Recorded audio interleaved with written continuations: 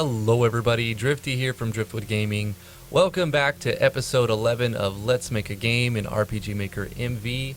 Lots of stuff has changed since episode 10. I literally spent most of yesterday working on the project. So we're going to go over some of the changes in the database and on the maps and everything. And then we'll go into the game and I'll show you some of the new plot. You may notice the map looks a little bit different. I've expanded the desert here. I've added a new island. Expanded this. I think I did that in the previous episode though. But the mountains are all different now. So let's zoom in a little bit and I want to show you. I went in detailing the maps for the most part, adding like some more dynamics to the game by adding like weather effects and screen tinting, and kind of went in and nitpicked how the mountains looked, and you can see they're like multi-layered now. And you've got different, you've got hills, you've got like these rocks, you've got small mountains, you've got large range mountains, and all the way from the top to bottom, left to right. I went through it all, spent some time on it, made it look nice, and I think it looks pretty good. Added a few new maps. We've added the outpost. I don't want to show it to you yet. I'll show it to you in game. I don't want to spoil too much. Added a little bridge here to help the plot line. And I think in this episode, after we go through the game, we'll be stopping and starting the playthrough to fix bugs as we go along. But I want to add a new map, the mountain range area, where we have to find a certain item for a certain reason. You'll see in the plot. The database, we've added a lot of stuff to the database. We've got some new enemies, added bandits, using a lot of, updated the animated SV enemies plugin from Yanfly, and started using some more floating and breathing and resizing and scaling enemies. I know I said I was going to do that in the last episode, but I actually did it in this episode. This is a random, I made a bunch of characters with a character generator. And so when you encounter these bandits, it could be one of a dozen different outcomes, and they can carry, and they'll just spawn with a random weapon. So I think that's kind of cool. Added the cave troll, but this cave troll isn't in the troops yet, or actually in the game yet. But got him ready to go basically. Added some new items. Added the Empire soldier, because like I said in the last time, there's going to be some dialogue in the castle here. They're actually raiding the castle. Added the necromancer, which will be in the raid as well, and the elite assassin, which will be our second mandatory boss. Really fun fight. Added some new skills for him. I really like the animation on the shuriken. I could watch it all like constantly. I like watching it's amazing what simple things can do. Changed the plugins around a little bit, not too much, just edited some default things, sped up the combat a little bit, changed the charge animation from 31 animation frames to 20 animation frames to speed it up, so you know the same charge up skills don't get so redundant because they play through faster. Added like some background sound to the maps. Added weather effects. I'll probably have to debug some of this stuff as we're going through the story. Threw some more items around. Actually, before we get started, I do want to copy this and give the player another reason to continue to explore. I'm going to put one of those right there, and also one of them up here. Copy this, paste that there. And then I guess we could throw some junk. So the player's going to come up through here, and you might see it on... Yeah, we'll go ahead and throw it right here as well.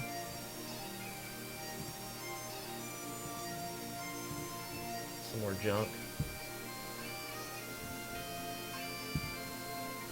Added an event where you can get an item, and there's a battle in these walls here. One on both sides, the west side and the north side.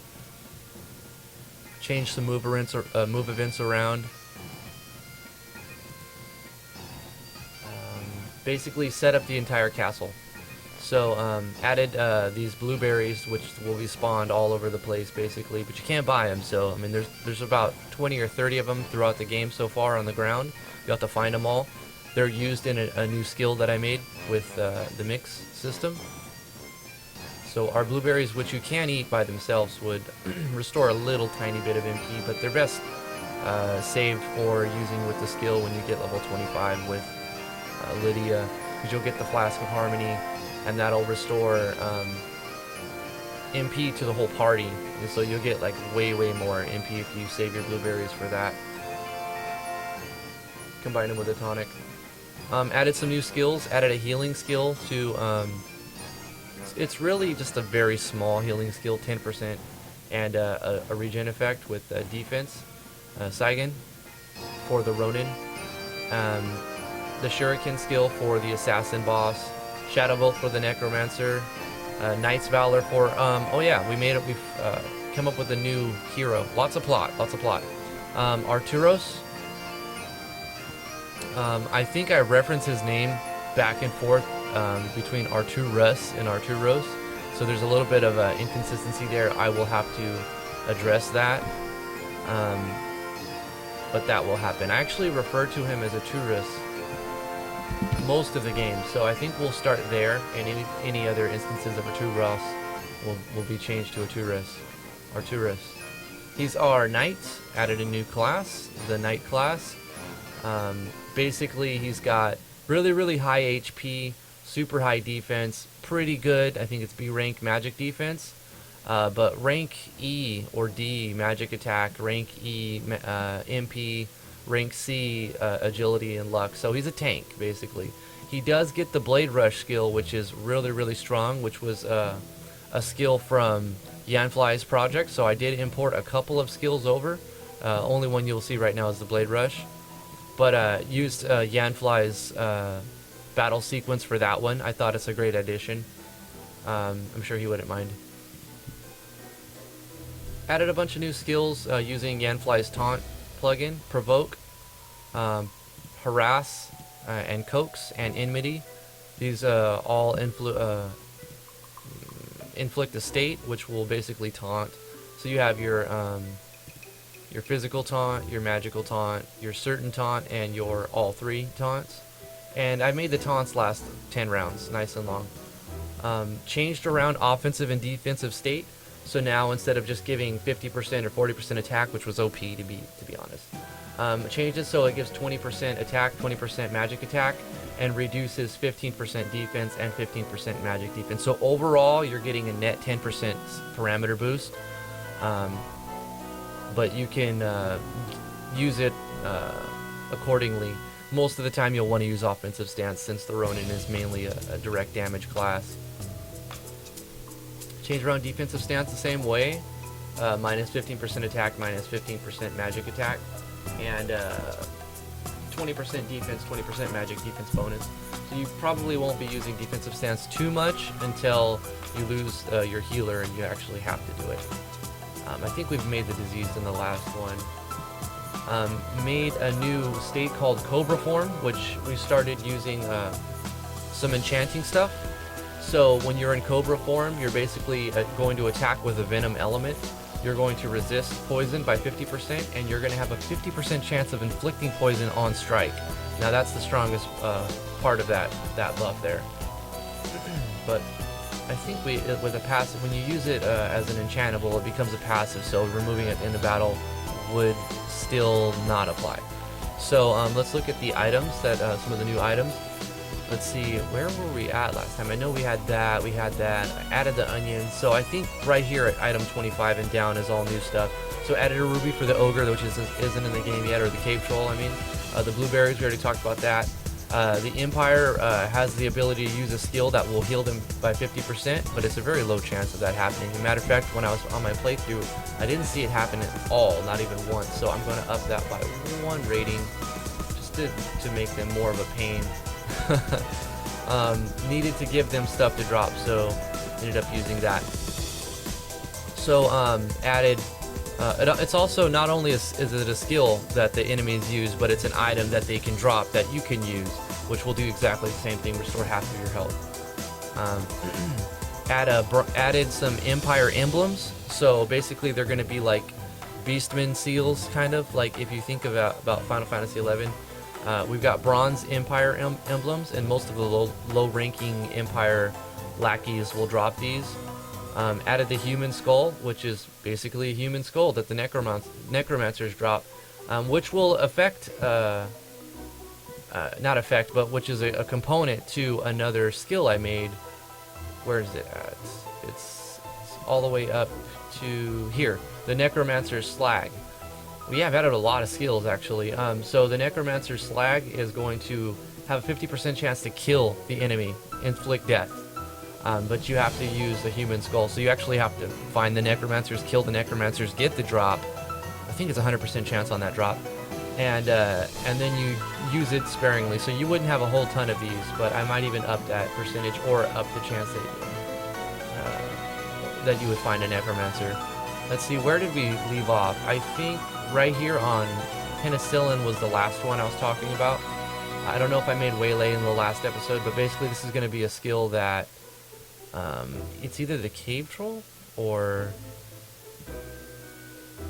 I haven't finished the Cave Troll, but he's going to get Waylay for sure. Let's go ahead and do that.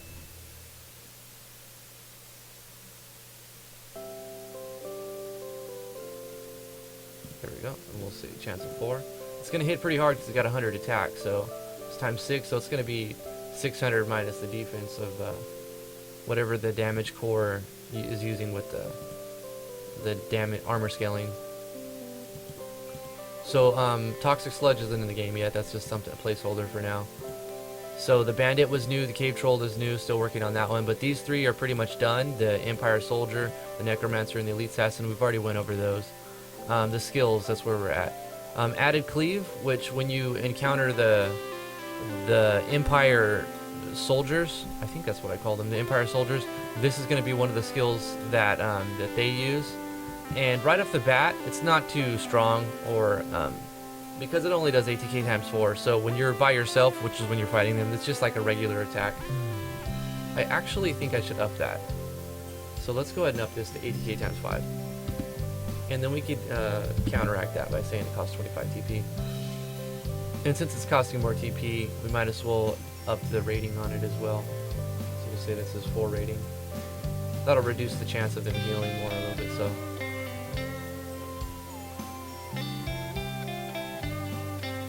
Back to our skills. The Death Coil. This is the skill that can inflict death on your party member when you're by yourself. But chill out, because it's not going to be an instant game over. At the beginning of the scenario, you're given an item that fully prevents death from happening. So if the player doesn't read the text and doesn't equip the item that was given, then they can die. I actually wanted to make that 20% because I do give an item that completely negates that effect. So they don't do this very often. I think it happened 2 times or 3 times in the playthrough, on my test playthrough. So even with a 20% chance, it's still only going to be 40-60% chance that it would kill you if you didn't equip the item. But why wouldn't you equip your gear? So back to yeah, we'll stay here. Drain Life is, I already did Necro Slag.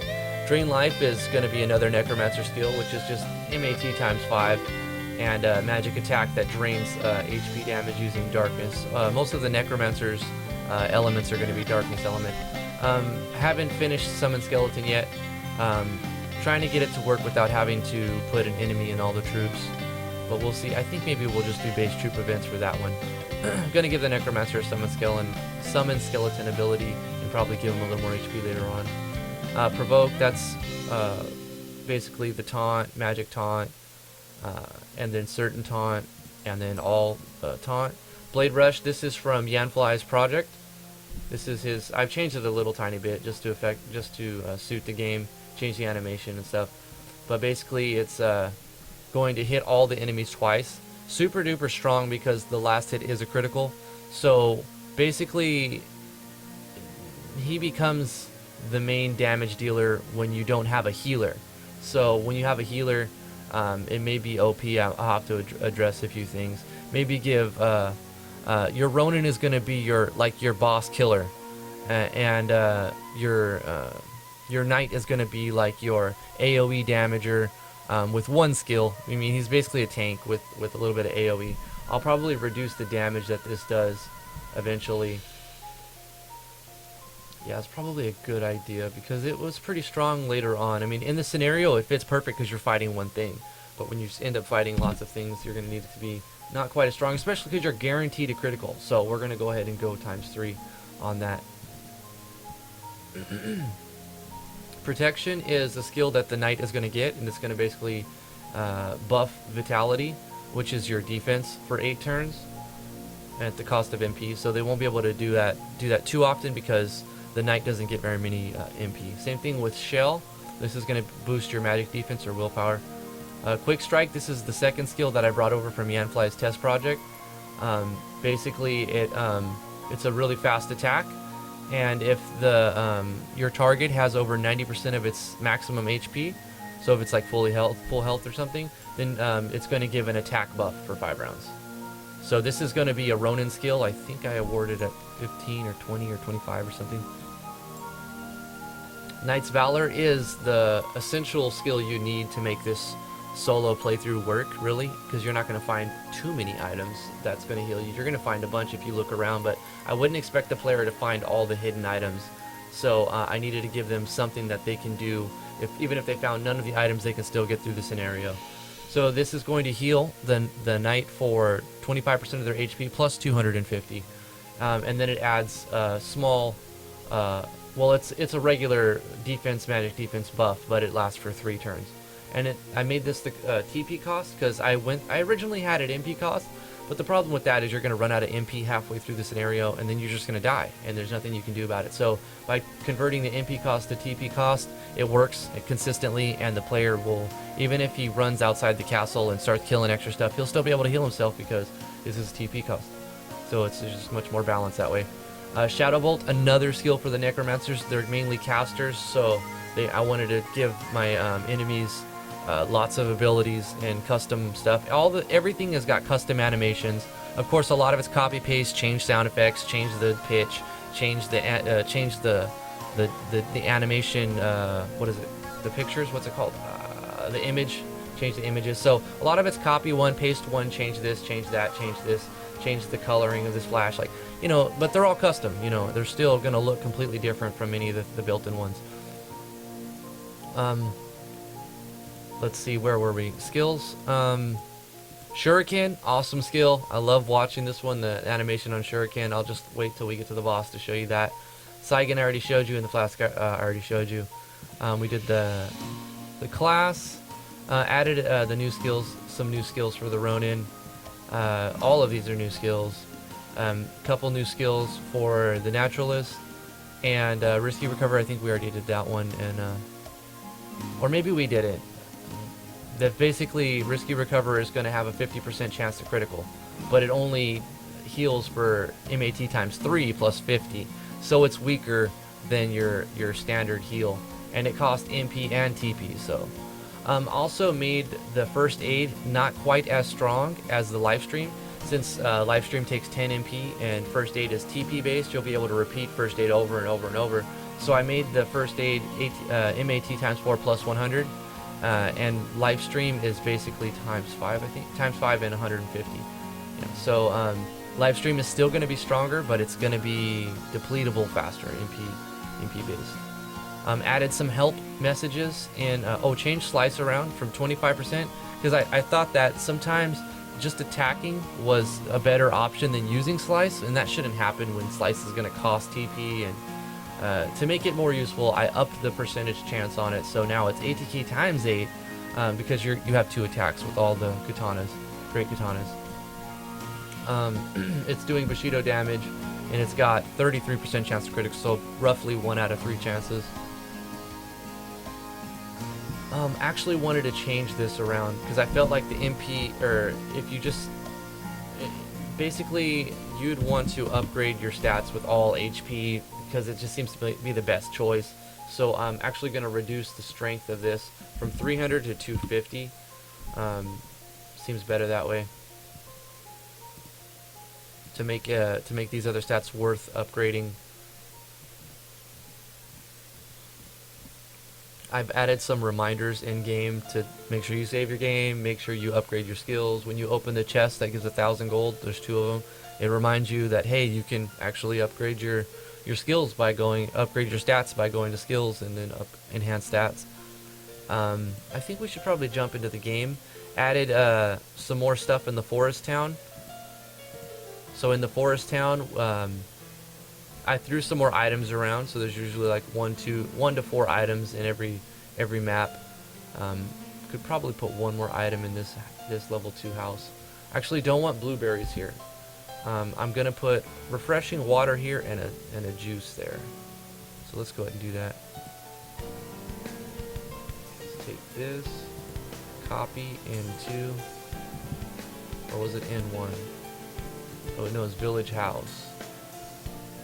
Okay, village house 1, village house 2. We're gonna put the water there, and then we'll get CT on this house. I think this one is the strong juice. We're gonna copy this.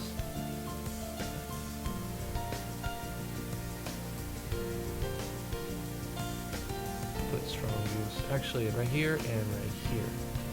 Yeah, that seems to be a better idea. Might as well show you this campsite. Added a new map for the start of Arturus's area. Got some blueberries here, some power fungus there, some firewood here, and some refreshing water there. And then we've got our autoplay event.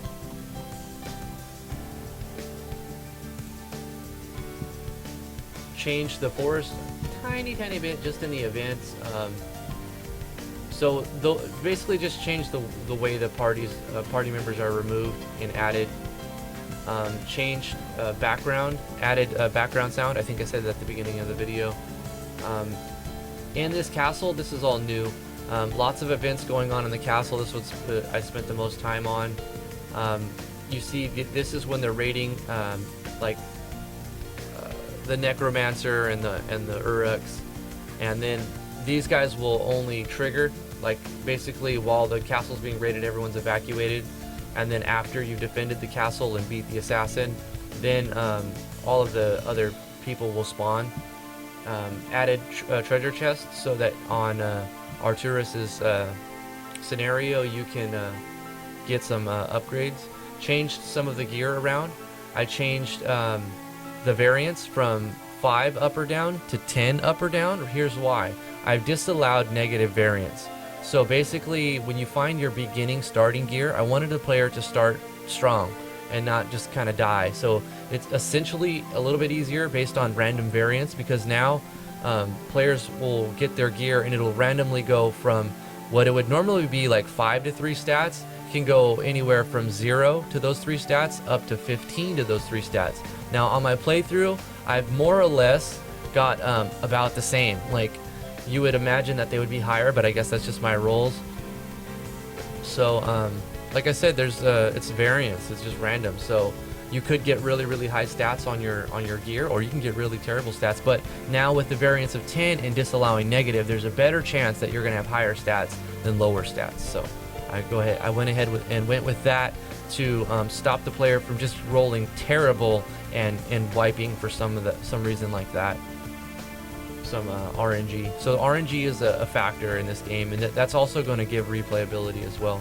Having RNG make a factor, play a factor in your gear and stuff. Added NPCs that sell stuff. So I don't think I showed you some of the new weapons and armors that I've made.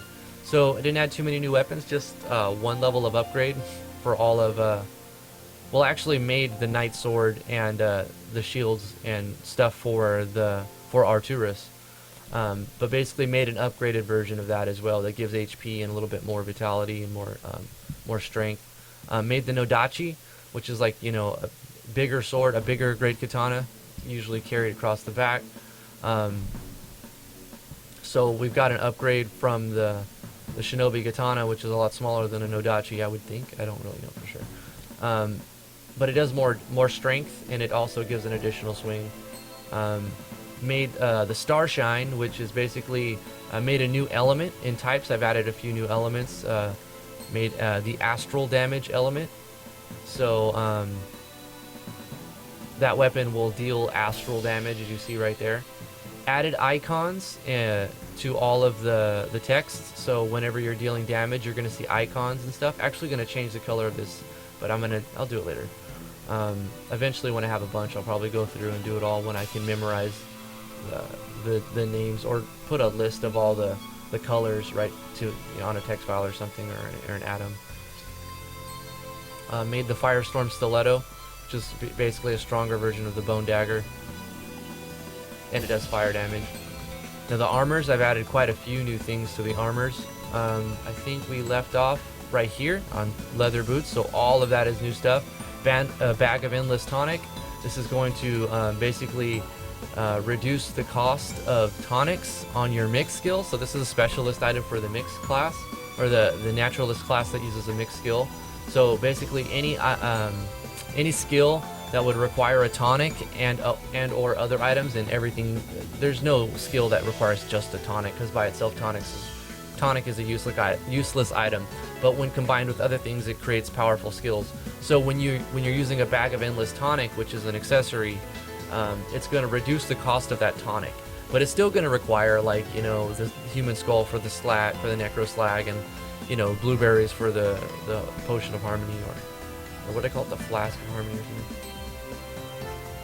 Alchemy kit, it's basically going to do pharmacology times 2, so doubles the strength of all consumables. This is the most expensive item in the game right now, 15,000. I don't know if I'll keep it that high, probably not, but didn't want the player to have access to it early, because it's super powerful, and you'll get a bunch of items if you find them all. Added the heater shield, which is the starting shield for the Knight class. Chainmail starting armor for the Knight class. Added the hot rock, which you'll find in the sewers if you fight the optional 5 rat fight, which has a small little magic attack boost, which is wisdom, and fire resist with the icon as well. Scale mail, which will be what you'll be able to upgrade into. Basically just defense and magic defense, nothing special. But the frozen chain vest is a stronger version of the chainmail, but it also gives 50% ice resistance. So that's there.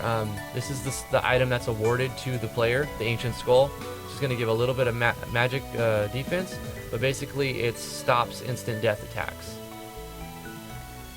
Added the golden grips of Faded Glory. Now I wish that the shop scene was edited. Hopefully we get a plugin that changes the shop scene around, that lets you change the font size without of just the items that are in the shop scene, but not the text size of everything else. Maybe that's possible now. I have to look around and check plugins and parameters on plugins, but it's not immediately evident for me that that's a thing. Hopefully we get an improved shop scene. That's what I want the most right now, an improved shop scene. Well, maybe not the most, but it's definitely up there, where you can see all of the stats of the items. So when you I put it all in the description so the player knows what it'll do, but otherwise you wouldn't know what these actually do, even if you were to equip them, unless you look at it before and then you equip them and then you go to the status and look at the after. I mean, luckily we have that status screen, so you still can find every little detail that an item will do if you pay attention by looking at the status before and after wearing it. But I wish that it would show in the shop scene, because if you're going to invest a lot of your time and effort on an item, you want to know what it'll do before you just drop the money on it, right? Well, you could always save, and then that's why I got rid of a lot of the random loot. And everything that's random is all junk items that you wouldn't really want to even load the game to try to get. In my other game I made where you can get all kinds of powerful stuff randomly, and I thought, well, if I were to save the game and then open the chest and get a crappy item, I could load the game, open the chest again, and fight until I get what I want, right? So that kind of pushed me away from a lot of the randomness. Now stuff that I'm going to make random loot is going to be basically slower junk items or consumable items. Nothing that's going to give you like a crazy spell or super attack power or something like that. But added some interesting items with some cool looking names. The Haunted Belt of Vengeance, which is going to give you a 10% counter attack, which is really cool, and it gives 20 attack, which is strength, but it reduces your defense and magic defense. So I mean, there's a little bit of a it's a little bit of a payoff. You have to sacrifice your defense for offense, sort of like an offensive stance on an item though, which is kind of cool. It's a belt. It's currently the only belt in the game, and I think I'm gonna make a lower strength belt pretty soon. But the game's pretty balanced. I think I'm gonna go through the game right now and play through a little bit of it. We've got the Bone Helmet of Life Mending, which is going to give you defense, magic defense, 10% critical evasion, and recovery effect 20%. So what recovery effect does is, say you get you're cured, right? And this heal magic is going to heal you for 100. But instead of healing you for 100, if you have recovery effect bonus, it's going to multiply that. So the regular healing magic that is, if you're wearing this helmet, then you're going to get healed for 120. So, and that's going to go up, you know, if it's 1,000, it'll heal for 1,200. So that's a really good item later on, especially. Face Mask of Dark Visions. Now this is a 10,000 price on this. I'll probably keep it that. I don't know for sure. I have to, you know, do a lot of grinding later on when we get some more balance in, and more content, really, not balance, but content, to see the value of the items when you get to the higher range, how much they're actually worth. This is going to give defense, magic defense, a little bit of hit rate, a little bit of crit rate, a little bit of evasion rate, and 10% experience bonus, which is the biggest thing here. So that might even go up in cost a little bit, because that seems really, really powerful right there. But it's not game-breakingly powerful if you think about it. It's just a little bit of experience bonus. Warlord's Keeper, which is going to be the second most expensive item in the game. Only person who can actually use this is Arturus. But this is going to give attack, defense, magic attack, magic defense, doubles guard rate, 5% magic evasion, 5% evasion, and regen. So lots of things are on Warlord's Keeper. Definitely something you would want to have on your tank, with that regen effect especially. Blood Curse Ribbon of Freedom. This item is going to resist paralyze, stun, confusion, fascination, and sleep, but only 50%, so it's not like a ribbon in the Final Fantasy sense where it just makes you immune. I will make that item eventually, but this is like the beginner version of that, the halfway version of that. And it doesn't resist all the negative stats, because I haven't even made all the negative states that I want to have yet. But the payoff for the trade-off for this item is you have to pay 250 of your max HP to use this item. So when you put this item on, your HP goes down by 250, your max HP that is. So you really only want to use this in specific fights where you know that the enemy throws confusion out, or charm, or which is fascination, or stun or paralyze out like crazy, to make it worth the sacrifice of 250. That's why I made the price 5,000, not 10,000, because you're paying for it with your maximum HP. But if you think about it, if you can get 250 HP just for 1,000 job points, then in 250 gold, so it's not that big of a payoff. It's still a bonus to have that on. This is better than having no helmet, that's for sure. Or this is accessory, right? Accessory. And we're going to make. Remember, I was talking about ideas about aura stones. That's going to change your add all new skill types and new spells and stuff. So this is the first one that I come up with, but I haven't really started it yet. This is all. It's going to be general armor under aura stone. I haven't even really started it. It's just I wrote the placeholder down to remind me that I'm going to make a sorcery skill, or ancient sorcery skill. I'll probably just call it sorcery and then reference it as ancient sorcery, just so it doesn't look so does take up so much space on the command menu. But I'm going to create the ancient sorcery skill, and not the single skill, the skill class under types. So I could probably add that right now. So let's go to skill types. Change that by 1 and call number 6 sorcery. What's this sorcery? And you would actually have to equip that aura stone to be able to use that sorcery. And how you could do that is basically award skills and items underneath here. So you would go over here to skill, and you would add a skill type of sorcery, and then you would add certain skills. I haven't made the skills for it yet, but you would just add your skill, like, okay, this spell is a sorcery skill, this spell is a sorcery skill, and you would just add. So when you're using this aura stone of ancient sorcery, you have the ability to cast these spells, and that's going to give you a little bit of decision making on who gets what aura stone and how do you want to customize your party. You can already customize your party by the enhanced skills. You know, so you can decide at the beginning of the game they're set, like their job's pretty specific. Towards the end of the game, depending on how you've enhanced their stats, they're gonna play out differently. Like you can have Tiana, which is basically like your healer class with very, very low attack power. You just keep putting on strength, she's gonna be your main damage dealer, you know. And you put the right aura stone of like Bushido something, or I don't know, something that's like more of an attack, you know, like Dark Knight's aura stone or something. Then she's gonna have attack skills and lots of strength. You can have her as your main damage dealer. I really love that fact, and it's exciting. I have fun playing this game, and that's I have fun making this game, and I have even more fun when I'm playing the product that I'm creating. So let's go ahead and start a playthrough. I'll show you the new dialogue. We'll show you the first scenario, or the second scenario rather, because the first scenario is basically Tiana, and we'll skip through this. I'm sure you guys, if you've seen any of my other episodes, you've already seen this first scenario.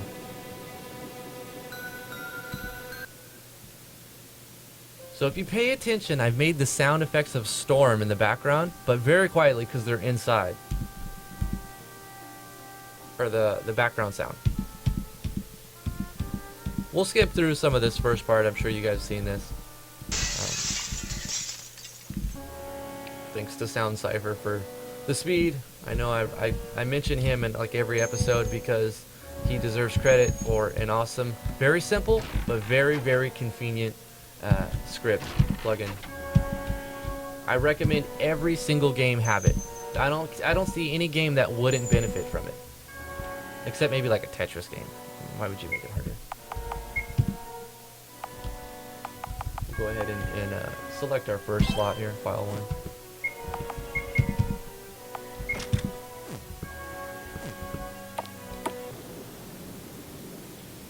I don't know if you guys can tell the difference.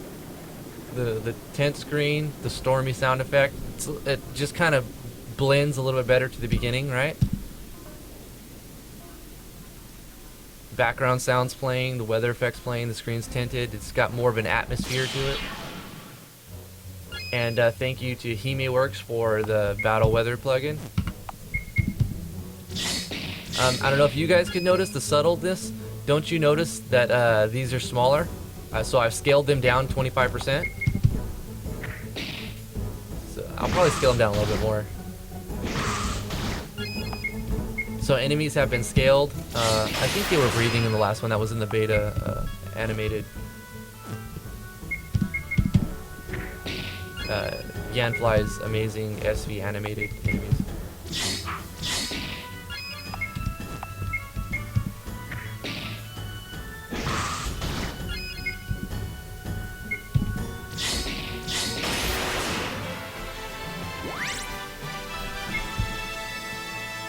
Changed experience ratio. I changed my formula around. I'll go over that in a minute. Basically, you divide change the gold as well into the formula. You divide the HP by 20 instead of 10, and you add that number to all of the stats, excluding MP or max MP, and then you divide by 2. Now that's going to work for this game. It'll be different for your game. You'll have to come up with your own formula. And also I've got all of the experience curves at 15, so they're straight 15 across. HP max HP divided by 20 plus all stats excluding max MP, and then you divide that by 2, and that'll give you your experience. And I round up by when we have a decimal, or just round up, even if it's 0.1. And then half of that number for the gold award.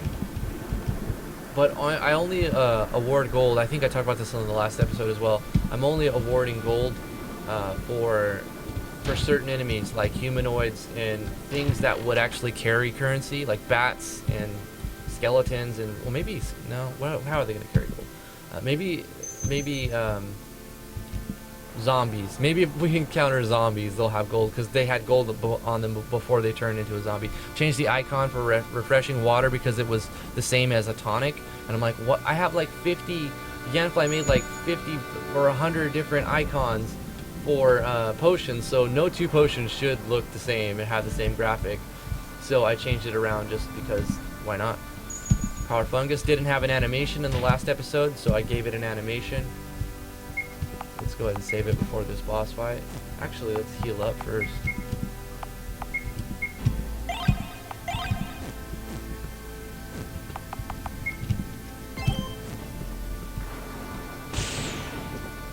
It feels so much cooler with the tinted screen and the weather effect and the background sound. And just the better, like, I mean, I don't like how dark the battles are. Kind of feels a little dark in the battle. Maybe I can do something to change when they enter battle or something, but I don't know. I guess it's fitting, but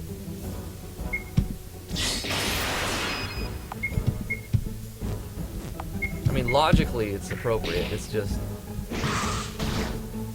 I don't want people to have to feel like they need to turn up the contrast on their monitor or something. Having that higher critical rate, that 33% on the slice, makes it totally worth using over a regular attack, even though you're double attacking.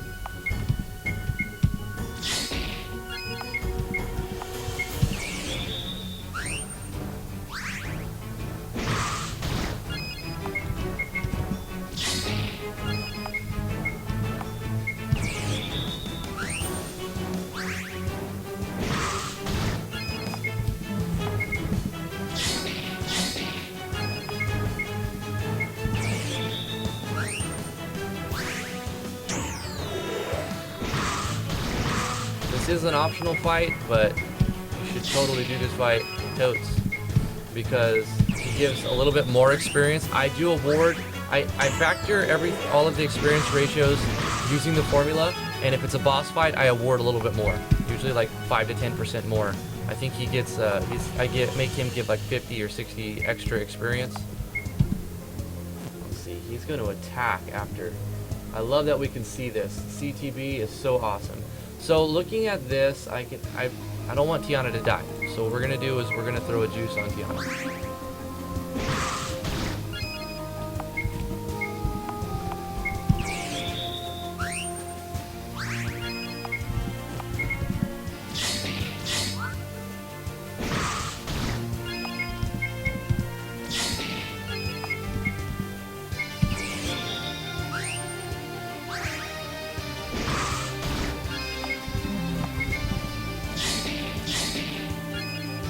I've dropped the rating that Enrage triggers because he used Enrage like 5 times in the last playthrough. And I was like, why is he using it so much? And I checked it and it had 3 rating. And I was like, well, I'm going to drop it down lower. So hopefully he still uses it, but I didn't want to just spam it because then he becomes too easy because he's just spamming Enrage or Enrage and Enrage and it doesn't stack really. I mean, it's not toggleable, so it doesn't disappear, but it just doesn't really do anything. So I want him to use it, but not like very often. I also dropped dual attack 1 notch with double attack above that because double attack is less powerful as dual attack because dual attack is on the same hit, on the same target.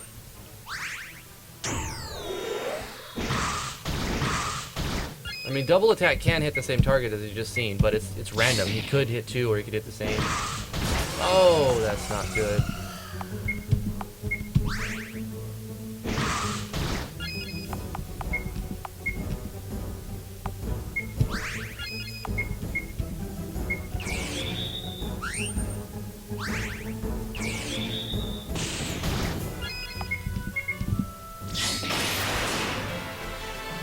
I wanted them both alive at the end so they get experience because it's a lot of experience. 534. So we got that upgrade. The Tenicure is going to be useful. Phoenix Brew is going to be useful. Change the colors on a lot of the font, the text, so that things pop a little bit better.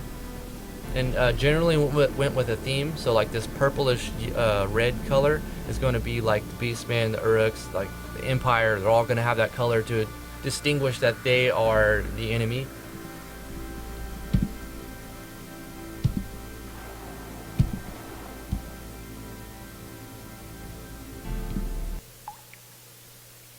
Okay, so here's a bug that we need to fix really quickly. You can see that the screen tinted back, right? But we didn't turn off the weather, so we're gonna do that really quickly. So in the sewers, this should be a parallel process right here. Parallel process tint screen, but we didn't turn off the weather. So let's go ahead and go set weather effect none, set it to 1 frame, and don't wait for completion. That'll happen instantly. If you have it wait for completion, it'll freeze the characters until it happens. And if you have it over a lot of frames, then it'll just gradually go away. So it'll look like it's raining inside and then stop raining, but that doesn't make sense, right? So let's, and since it's a parallel process with no conditions, even though it already happened, it's going to happen every time because we're just erasing events. So it's doing this and it's disappearing. And then as you come back into the map, it'll do it again. So even though we've saved the game with it raining, it should stop raining when we enter again.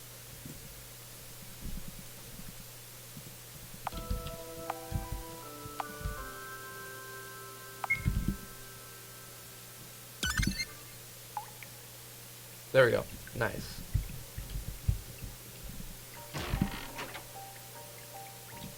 Change the background music so it's not like battle music through the whole way. So we got heavy mace, buckler. Let's check our random rolls here. See, we got a bad roll on that one. Well, it's not that bad. I mean, if you think about it, it's going to give us 15 stats basic on base stat modifier, and it's giving it a +9. So we got a -6 overall, but we basically got a negative, and then a +4. This one wasn't too bad. This was going to be 15 stat overall. We got a +14, so we only got a -1 overall on that. This one is going to be we're supposed to get 10, or the base is 10 on this one, 5 + 5, and we're getting 6, so we got a -4. So we got bad RNG, right? We got -4, -1, -6. That's a starter. This one, we got a +8 on that one though. Check that out. So that shield gave us a lot of defense. It was only +10. It's giving us +18. Heavy mace, what did we get on that one? So the difference between that should be 15. We got a -5 basically on that. Overall, we got a negative modifier on all of our finds thus far. Even with that variance change that I made, so that you can't. Now, if we were to get negative, if I would allow negative modifier, then it might even be a bad idea to equip some gear. And I thought, what? That sounds so stupid. If you find gear and it's just gonna make your character weaker, you know, it didn't make sense. So I disabled the negative modifier.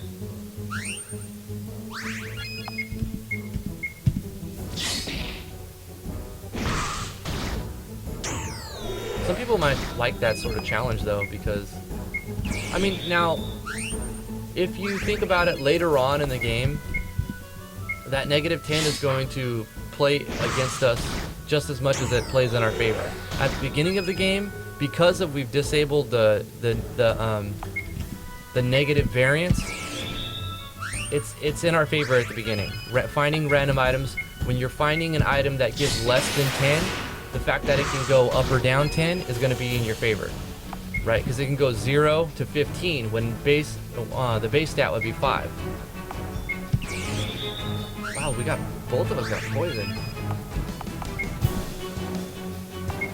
What I'm gonna do, before I use a Tentacure though, I am going to enhance stats. Okay, we're gonna go offensive stance. And we need to now we should just kill this instead of wasting MP on that, because poison doesn't last through combat. One of the biggest things I hate in RPGs is poison persisting out of combat. Hate that, because you should have to spend as little time in the menu doing something you don't want to do as you possibly can. Now, using antidotes and casting skills to cure poison is annoying. It's very, very annoying, especially when you usually have to do stuff like heal your characters anyway. So it's just one more thing that the player doesn't want to do. I personally don't like it. So I made poison not persist through the battle. At the end of the battle, poison's gone. It's strong. It's going to take away a lot of HP, but it's not going to keep ticking away. So basically what I want to do with Tiana, since she's our healer, I want to enhance her max MP right off the bat. So we're going to spend 250 of our gold and 1,000 of her JP to enhance her maximum MP. Here's why that's the first thing you want to do. Because when you use a Tentacure, it's going to restore 35% of your maximum MP. So we're actually getting more MP by using enhanced stats on MP first. So instead of like 90 or something, it's giving us a little bit more than that.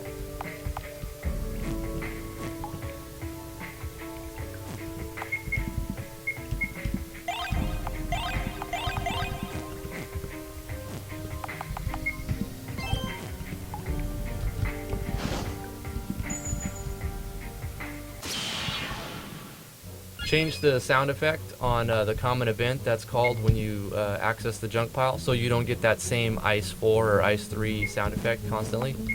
Because I noticed it would trigger whenever you find an item through eventing, and it'll also trigger in the common event itself. So I thought it sounded funny getting the same sound effect twice for one item. So I just changed it so you get different sound effects. It plays a... I actually had to edit the animation for that because it's not playing... I didn't mean to do that.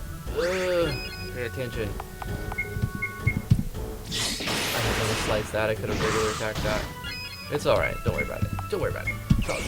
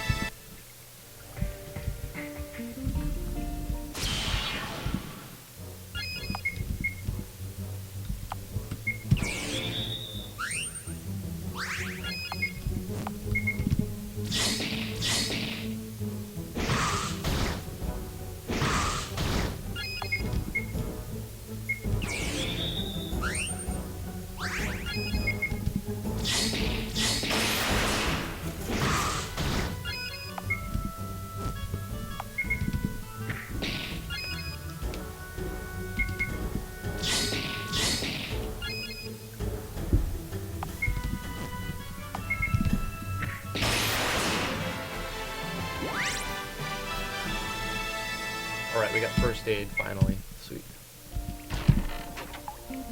Some boots. Let's check the roll on those.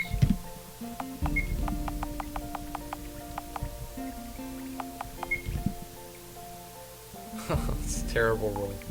Terrible. So 15, we got 7, -8 modder on that. Even with variance in our favor at the beginning, we're getting negative rolls. So this is probably the worst of all the playthroughs when it comes to the random variance rolls. I'm getting the worst rolls. But that's okay. That's gonna that's important to test even when you get negative rolls. Because this is what's gonna happen to some people. They're gonna just... Some people don't have any luck when it comes to rolling numbers. I mean, look at Will Wheaton.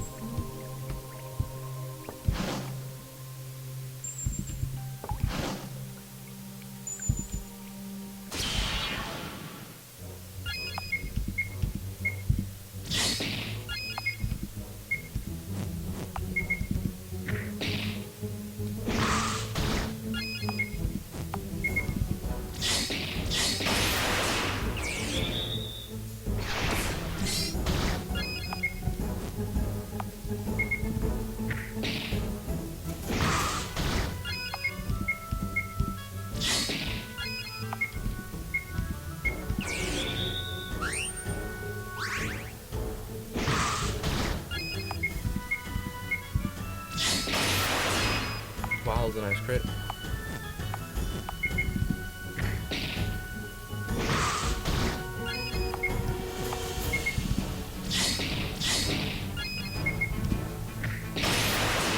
You may notice the bats are floating up and down, so I'll show you how to do that. I mean, you guys probably already know, but some people might not.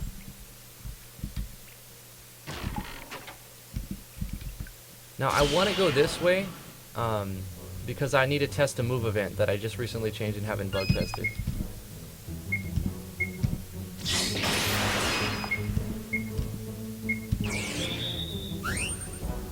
At the end, instead of like that glowing ball of light animation that's overused because it's a charge animation, I got rid of that and made, instead of the enemy or the event, the boss, taking or being the target of the animation, the last animation of 3, I had Tiana be the target of the last animation, and it looks like an attack. And I've changed her, what do you call it? Her battler graphic.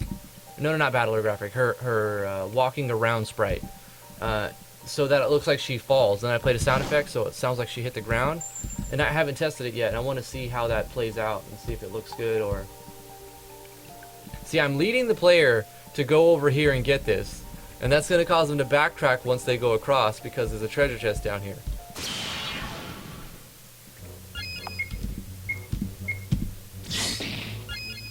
Like, when I notice things like that in games, like, it doesn't frustrate me.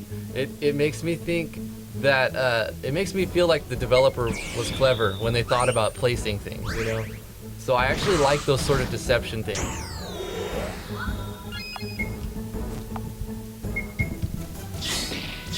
So I'm obviously gonna, if I notice something, I'm gonna try to put that in my game as well.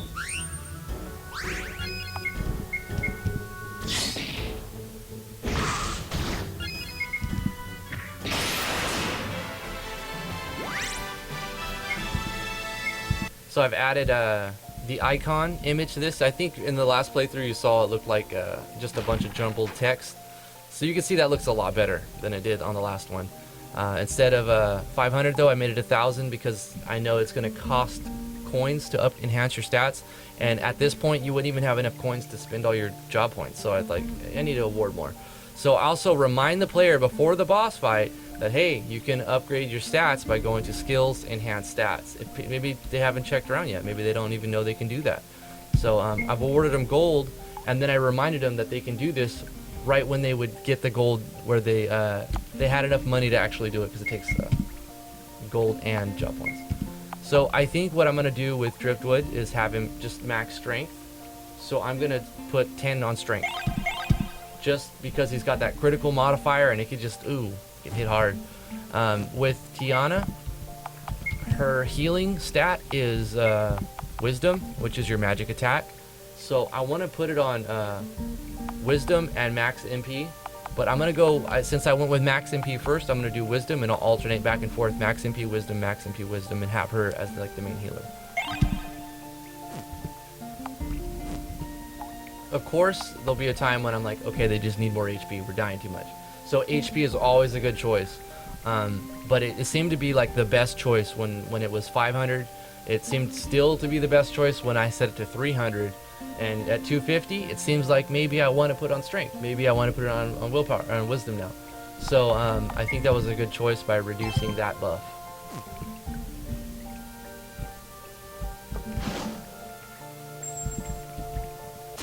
So here's well, not this one.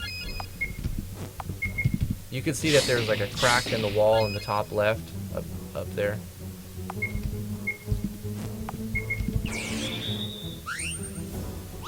I didn't mean to do that.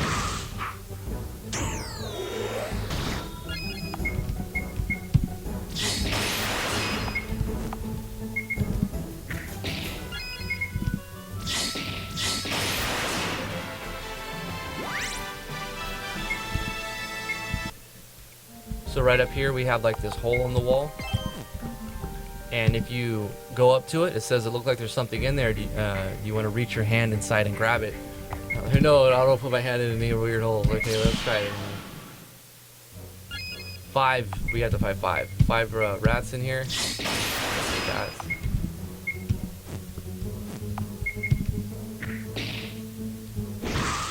So we've disturbed a rat's nest.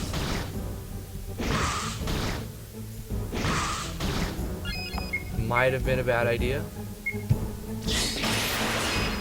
but it's probably a good idea if you think about it, because it's going to give you that extra experience. But that's not the only reason why it was a good idea to disturb the rat's nest. There's something in there.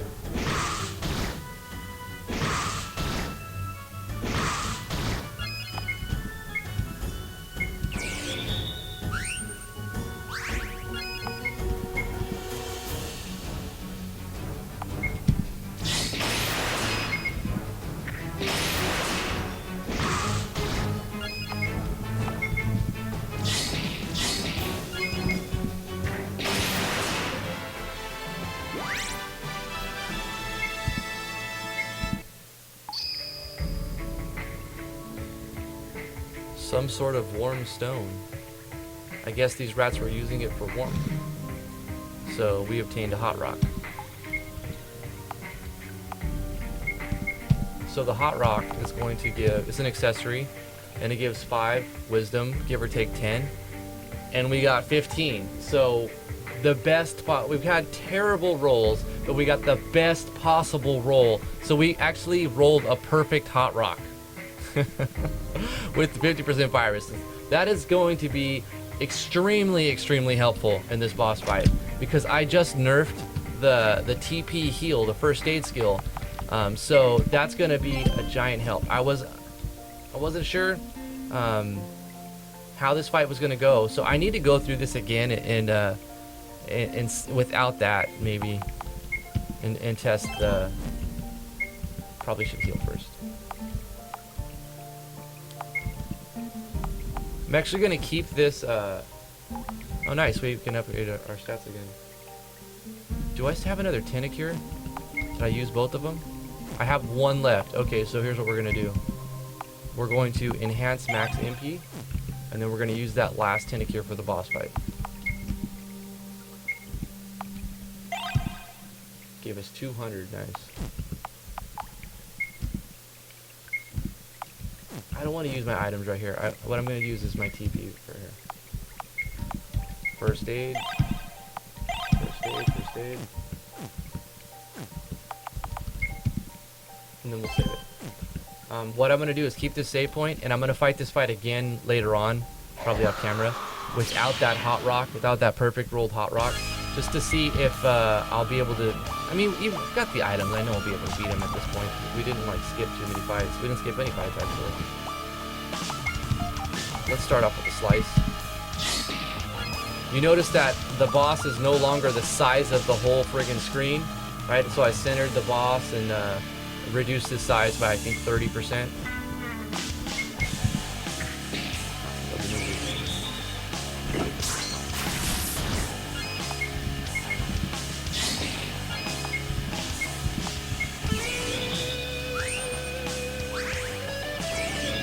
Yeah, of course we'll be able to beat it even without the hot rock, because I didn't nerf the skill of live stream. Still has ATK MAT times 5 plus 150, and we have MP, so, and we have items to heal as well.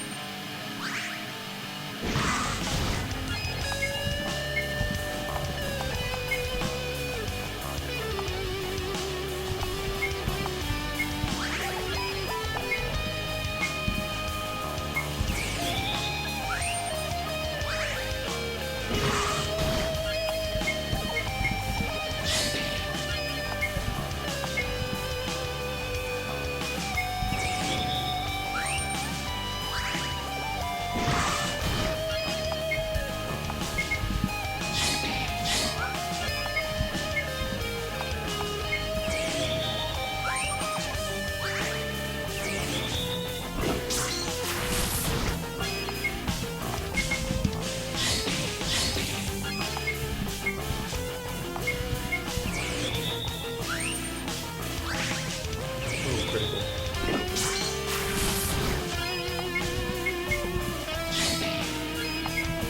He's doing a lot of damage because we got terrible magic defense and defense rolls. Vitality and so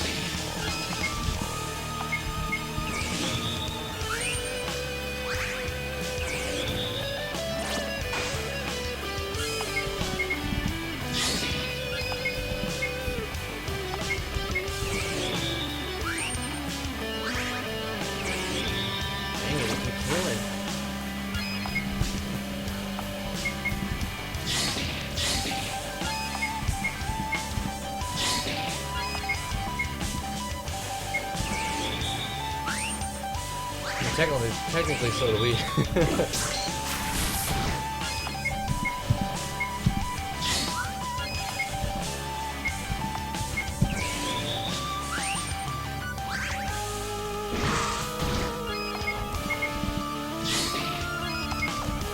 think we got him. This would be a lot harder without that high wisdom roll on that hot rock. I mean, he's not doing any fire damage, so the fire resistance isn't helping us, but the plus 15 wisdom is. It's a significant boost at this level.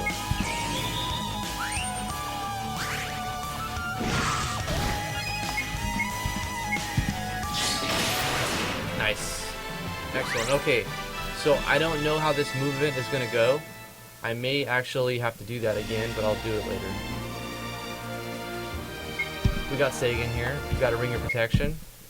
Let's check out this new. Okay.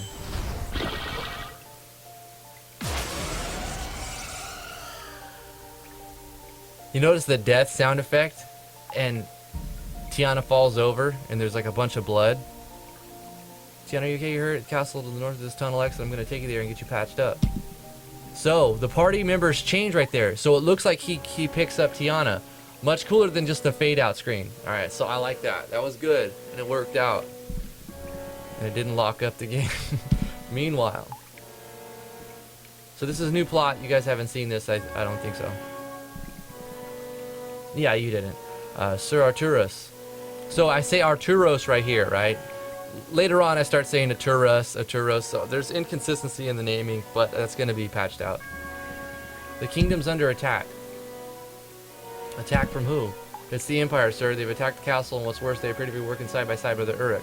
I was sent here to summon you back to the castle as soon as we were struck. That can't be true. We've signed a peace treaty with the Empire. Uruks, we have agreed to work together to slay the Beastmen. This makes no sense. Has Cain sent you here to get me rattled? I grow tired of his sick jokes. Sir Arturos, I wish this were a prank. I'm afraid it's true. I tested the validity of my statement, sir. I saw the Beastmen with my own eyes. As I drew my blade to defend the castle, our Lord Mikhail himself sent me to gather you. That's not the only thing to report. They have brought necromancers with them. Necromancers? That magic's been forbidden for ages. I was asked to deliver this artifact to you as well. This will prevent them from using instant death magic on you. Don't forget to equip it, sir. See, if you don't equip this and you die in the middle of your game, you know it's your fault. Obtained an ancient skull. You even get a sound effect for it. I believe you, soldier. Let's make haste to the castle, sir. So then you're not immediately teleported. You're going to be able to gather some items from the campsite. You're going to get a chance to equip your relic that you were given, the ancient skull.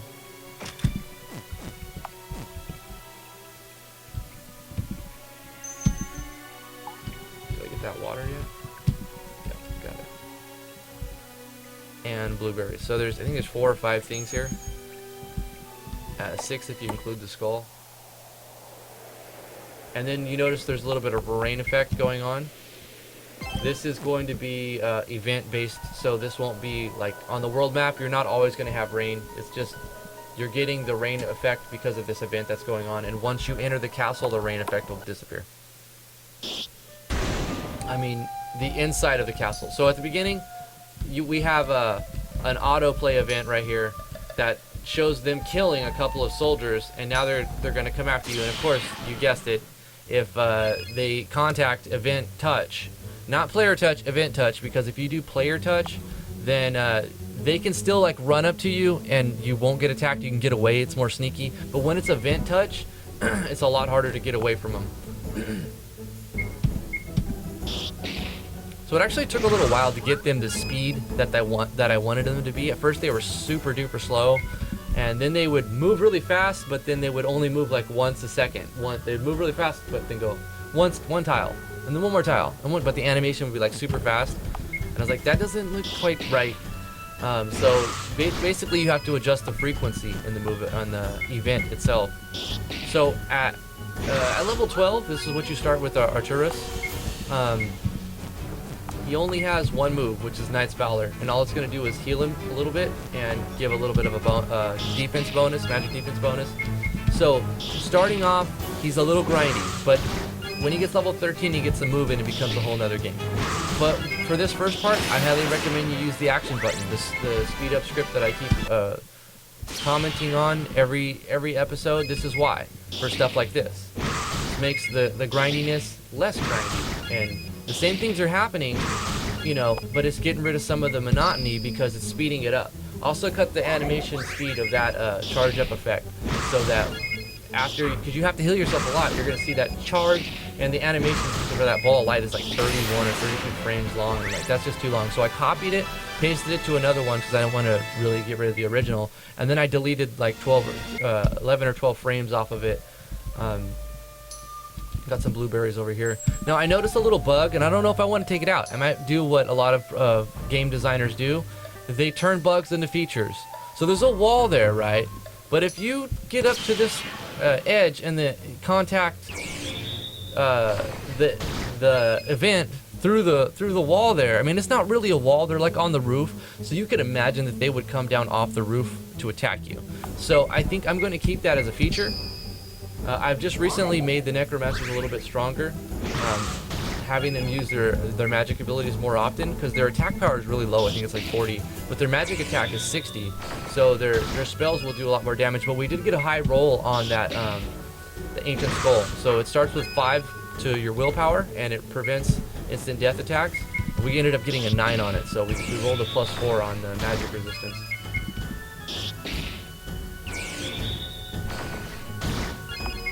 Which is going to help for this fight.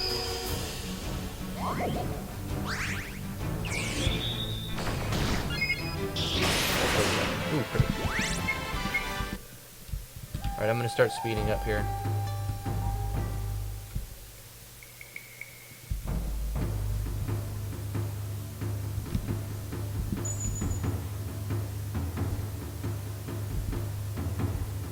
So now once we enter this castle, the rain should stop perfect. And if we go back out, it stopped raining. Okay.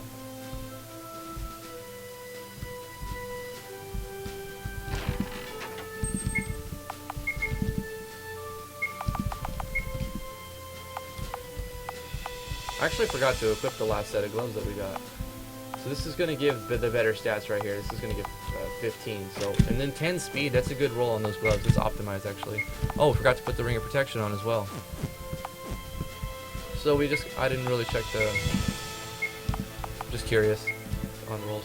Plus 16 vitality. Nice. We got a +6 roll on that. I mean, it could have potentially been a 20, but if it's not negative, then I'm actually okay with it.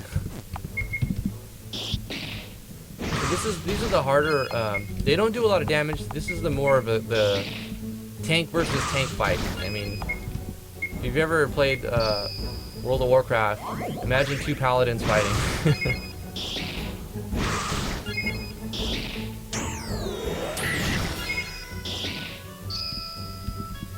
There's his heal move. There's his dang heal move.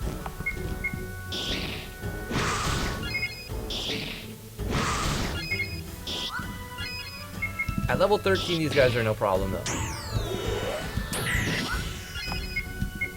And we should hit level 13 within the next couple fights. This fight might actually level.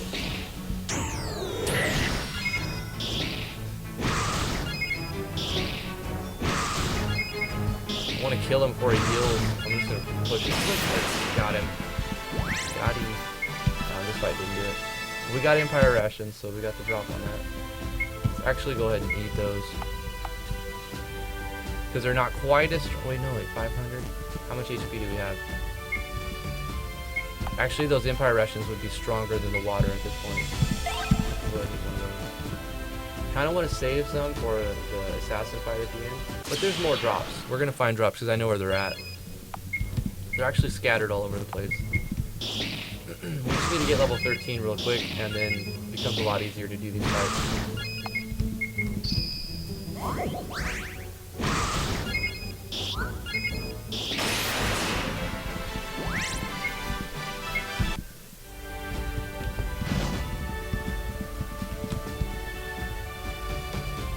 So basically, if you go to the top level, you're going to fight the assassin.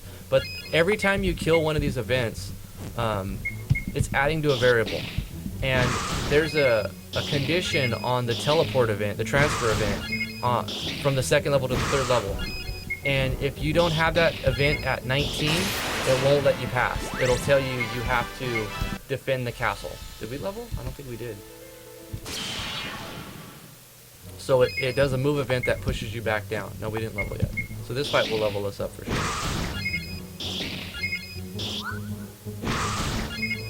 So the knight doesn't have high agility at all. The fact that we're going 2 times, we're getting 2 rounds in between here, is directly credited to the plus speed that we found on those boots, I think. So we got Blade Rush, sweet, awesome skill, and we got a strong juice too. Let me show you Blade Rush. So it does 2 attacks to every enemy. It's not super powerful right here because there's only 1 enemy, but the second hit is always a critical hit. But you can see it's going a lot faster. Now I did make it require 30 LP, and we had full LP at the beginning of this, so that every fight won't be that fast. Got some water there. If we go up here, you can actually only get these blueberries if you get them right here and right now. Usually I only make blueberries on the field, but there's 1 extra blueberry right there. Because after you kill the assassin, there'll be a cook right there blocking the way. So you can only get those blueberries right here and right now.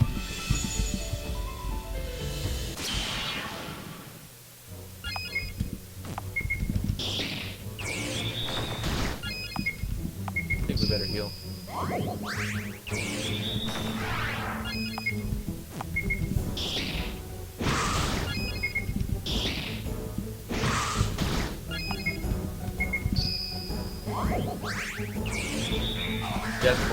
See, if you didn't put on that item that you were given, not only would all the magic be doing more damage to you, but that could instantly kill you, no matter how much HP you have.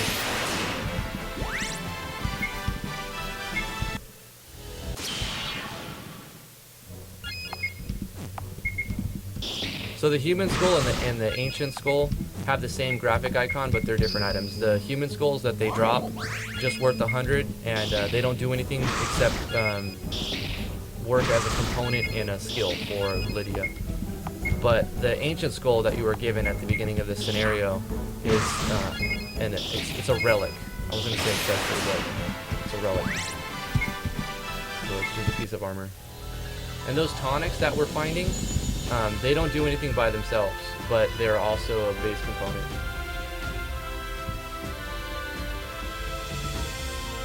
So I think that's it for the first floor. Let's go up. Now we've got some more fights in here. There's actually more necromancers and more Empire soldiers in here.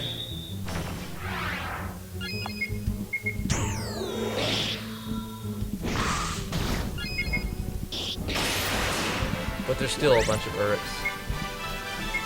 They just send them to the slaughter. Which is good because it gives me a chance to Knight's Valor and heal up in between Necromancers and stuff. And LP up. Or TP up.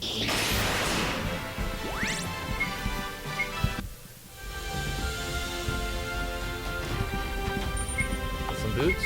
Let's see here. Pretty good roll. Got 18 out of 15. So this is another one of the bugs that I decided to keep in. I could have moved the event, but where I had placed the event, the enemy gets on the wall. And every game, every time I play through here, he's always on the wall, like on the ceiling. But I kind of think it looks cool. It adds something like that. They're all over the place. Like, I don't know how he gets up there, but he gets up there. I mean, I might have placed the event like right on there, but I've just left it in because he'll come after you. He'll chase you. They're all designed to go after the player with random variants. They go 3 directions towards the player and then 1 random direction.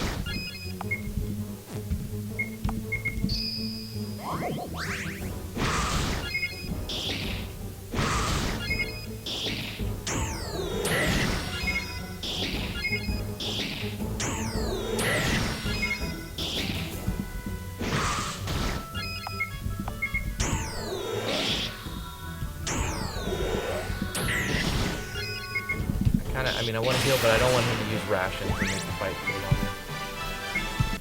So now we're 14.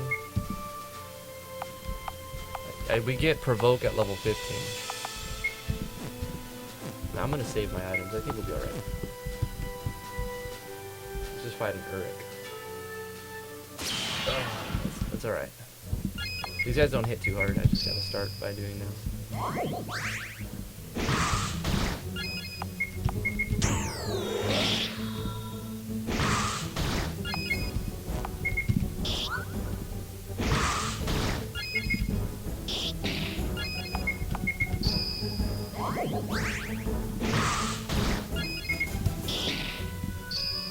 There he goes.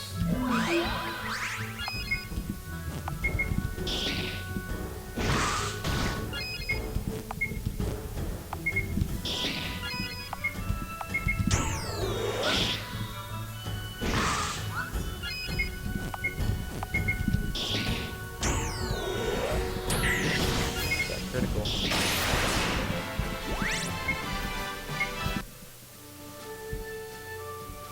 I'm gonna actually go down first because there is an item I want to get over here.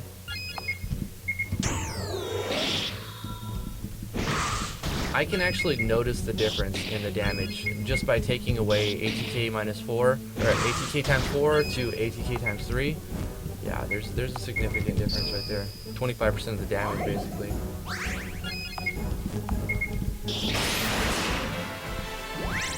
But when you get past this point and you start fighting 3 or 4 things, and your tank is doing all of the damage, it just seems weird, like it's broken. Let's check our rolls on this cloak. We got minus completely on the willpower, but we got plus 9 on the vitality. Wow. And then I don't think we got 136 vitality with this character. Dang, he's like a beefcake.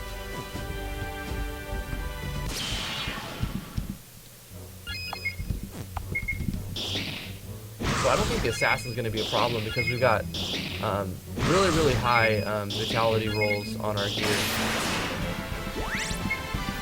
So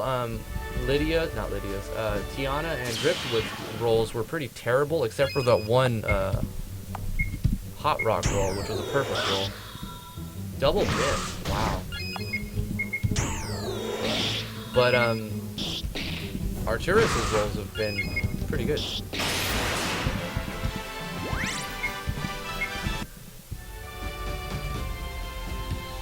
Blueberries over there.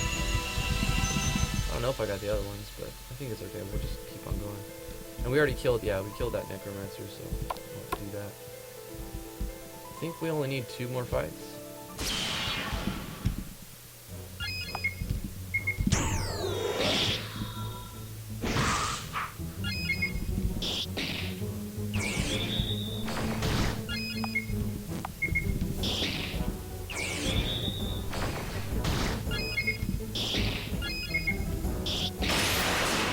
Oh, I don't know if I put the reminder in the text that I wanted to do.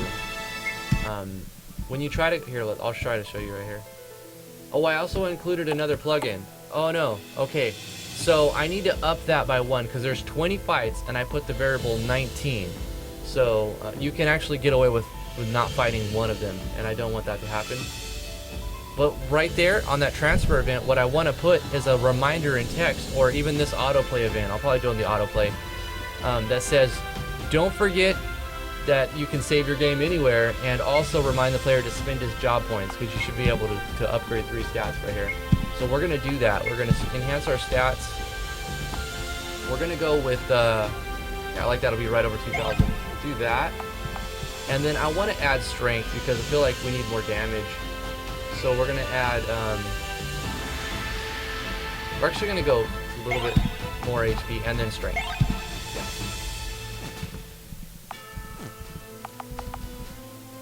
And then we're probably going to use items. This is the boss fight coming up, and I want to let the player know. See, I'm treating it as if I already know, so I kind of want to let them know. I mean, you can kind of imagine we're on the top floor, and now you see that there's bedrooms, and you see a little move event with someone's running up forward. So probably get a hint that something's about to go down, but I want to make it more clear to the player, like to tell them save your game, because I would hate to frustrate the player and make them have to do all the grindy part of the scenario again. So I'm going to put a little text in that says to do that. Actually, before I forget, I'm going to do that. Let's go ahead and do that. So we're going to go to the castle. And in this autoplay event, I think this is the one. Auto run, yeah.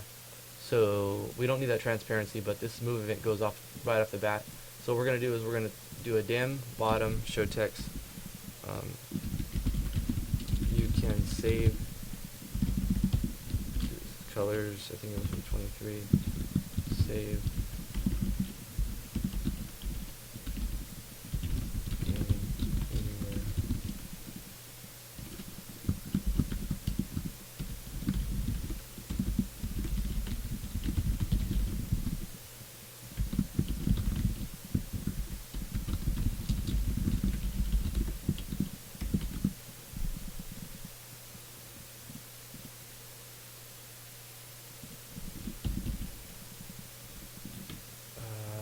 I want to reference the same one and be consistent, so what I'm going to do is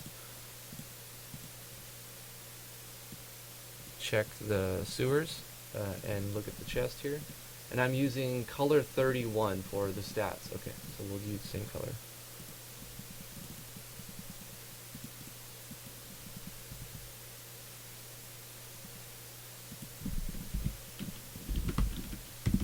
Son of a.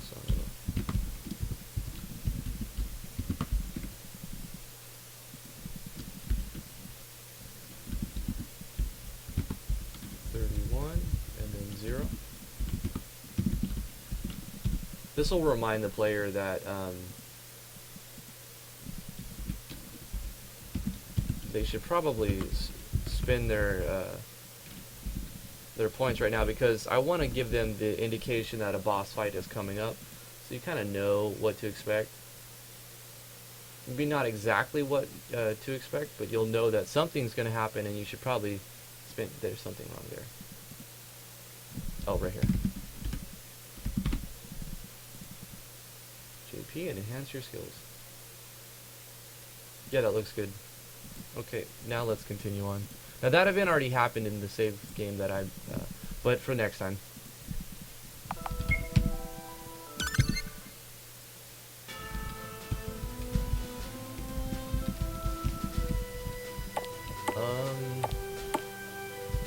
Yeah, I think I found a bug. Oh, okay, because it moved up. So the player could crash right there or exit the game, and because it already turned the self switch off, which put him on this page. Oh, okay. And event locations go back to where they were. So I don't like that inconsistency. I sort of have to fix that. So we need to fix that.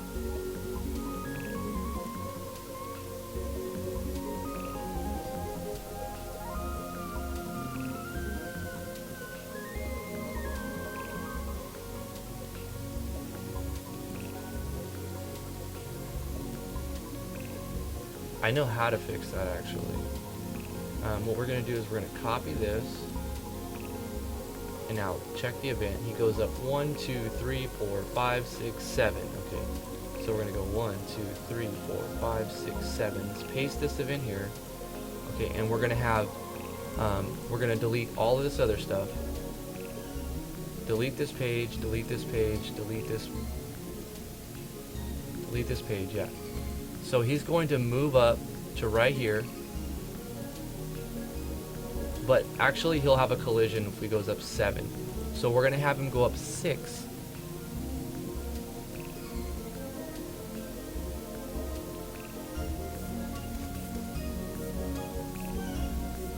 Yep. We'll have him go up 6. This event will disappear. Well, now it will.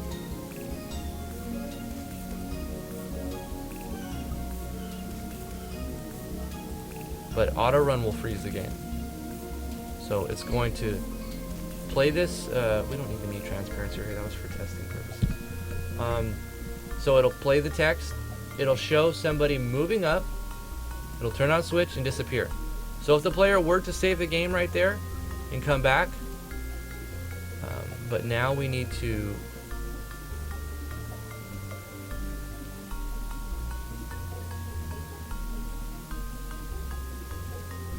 delete this page.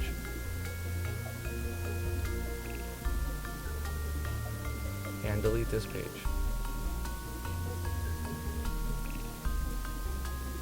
So we have to get rid of self switch here. This event will only happen when the king's room switch is on. So this guy will appear auto run when the king switch is and the king switch is triggered by player touch below characters when you walk over this tile. So when you hit any of these 3 tiles right here, and I've already checked, you can't go left right here or you can't go right here. Otherwise I would have brought him down one. So when the player walks up here, this one will be there. So at the start, if they were to save, yeah, and you can't see up here from here. I think you can at this point. Let's take a look at it and see what it looks like. We could always debug too if we need to.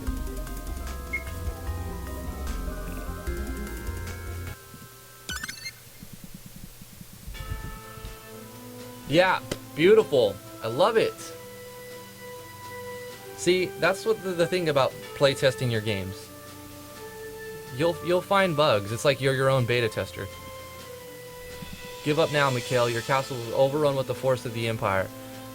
Kneel before me, you fool of a king, and I'll make your death a painless one.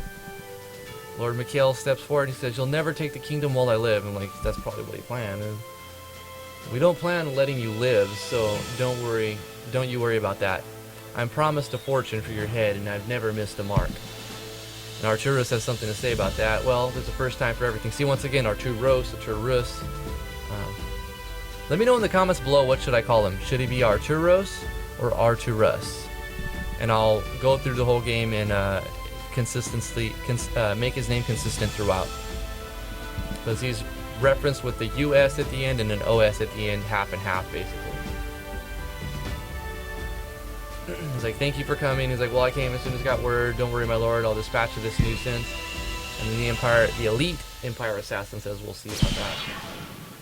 So here's the second boss fight. He's got a bunch of moves. Chop, chop. We missed our critical hit. That's convenient.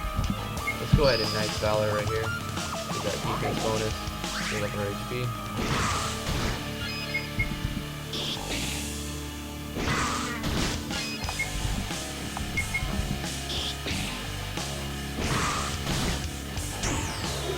Shuriken. Doesn't that look cool?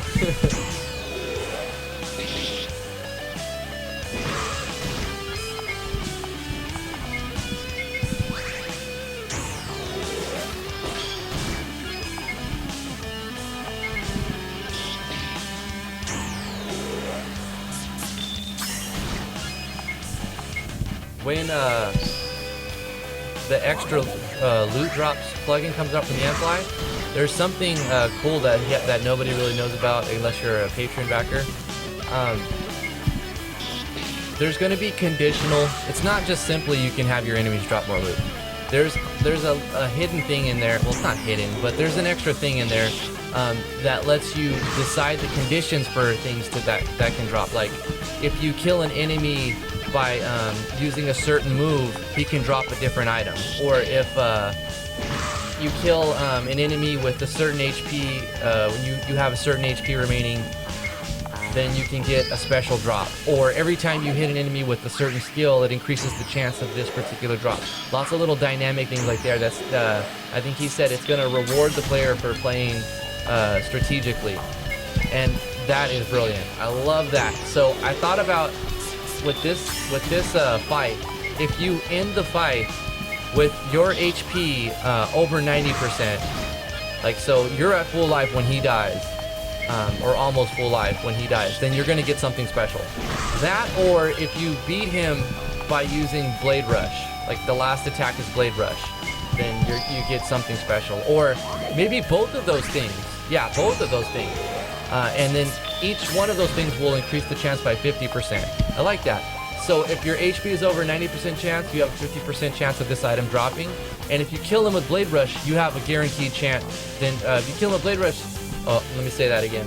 If you kill him with your HP over 90%, you have a 50% chance of a certain item dropping. Or if you kill him with Blade Rush, you have 50% chance of an item dropping. But if you kill him with Blade Rush while your HP is over 90%, then you have a 100% chance of getting some certain item. And I think I already know what that item's going to be. Currently, it's an item that has a 50% chance to drop, but I thought it was too strong and I was thinking about taking it off the loot tables. It's the Cobra Form enchantment that I showed you earlier on at the beginning of this Let's Make a Game. And that Cobra Form enchantment gives you your chance to poison by 50% on attack. So, yeah, I think what we're going to do is do the conditional drop on that. That's going to be awesome. I can't wait for that. I think it's coming out Friday or Saturday. So yeah, keep an eye on Yanfly's YouTube.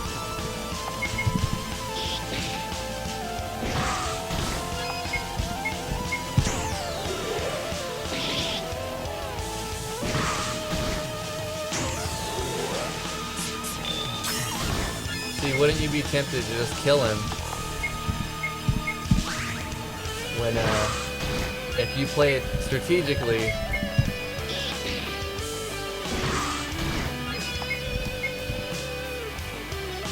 See right here, I don't know if we're over 90%.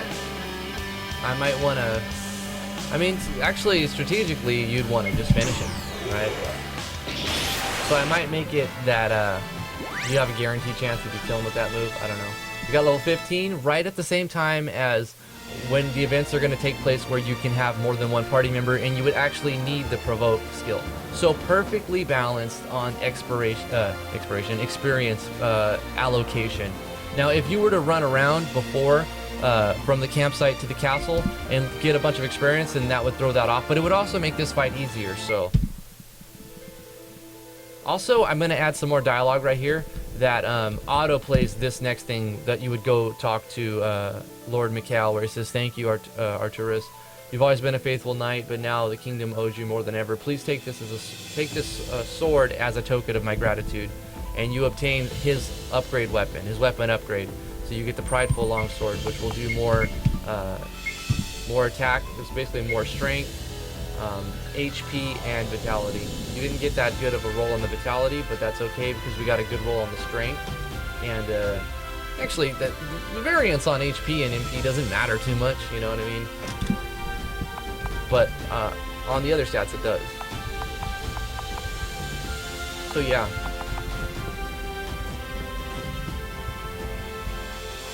And he'll tell you the same thing if you talk to him again, but he won't give you the sword. He'll just say that. So there's a few items in here, but I'm just gonna go ahead and continue on the plot because we're already at an hour 40.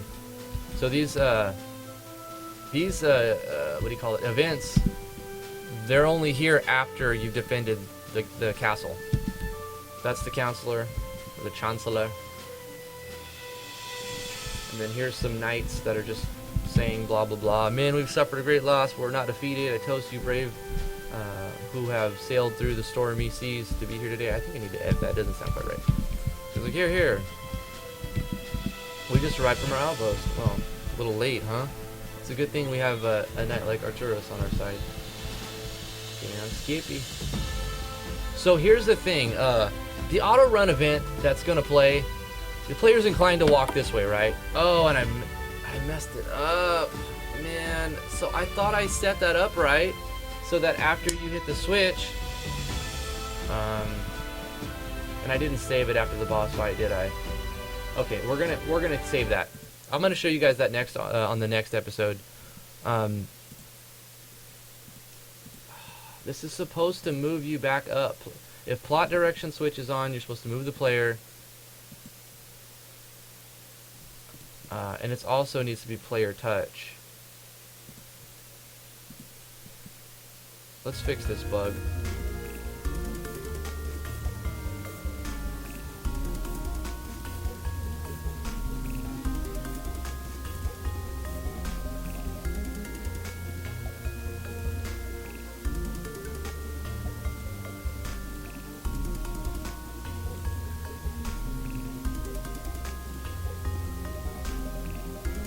I mean, that's not what caused the bug, but this should also be this way as well. So, plot direction, where is that triggering? That should trigger any time after you defended the castle before you enter that area. So, 3rd floor, plot direction. Castle defended on.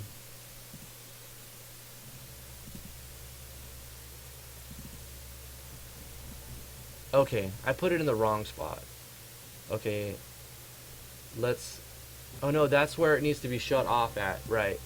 So where does plot direction on happen?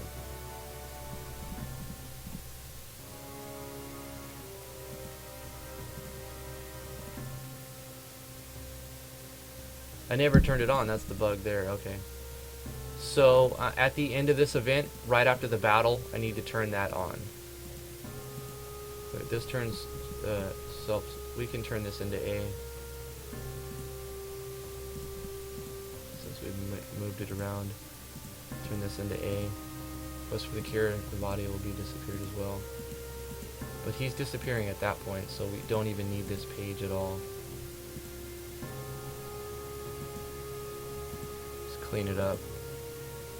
So after the boss fight, here we go. Castle defended on, the same thing, the same time we did control switches and do plot direction on. Plot direction on, castle defended on. I think I turned that on somewhere else and it's in the wrong spot. So let's check out here. Maybe on the outside of the castle I hit that switch on.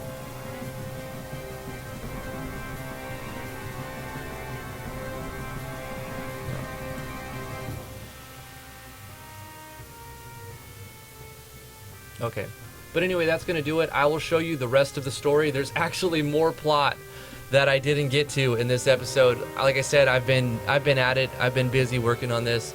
So thank you guys so much for watching. I know this is a very long episode. I mean, a friggin' 100 minutes. So you guys are awesome. Thank you so much. Remember to like, favorite, share, and subscribe to the channel. I really appreciate it, and it really helps the channel grow. You guys are great. Thank you so much again. I hope you enjoyed this episode. I know I've had a lot of fun making it, and we will see you in the next episode.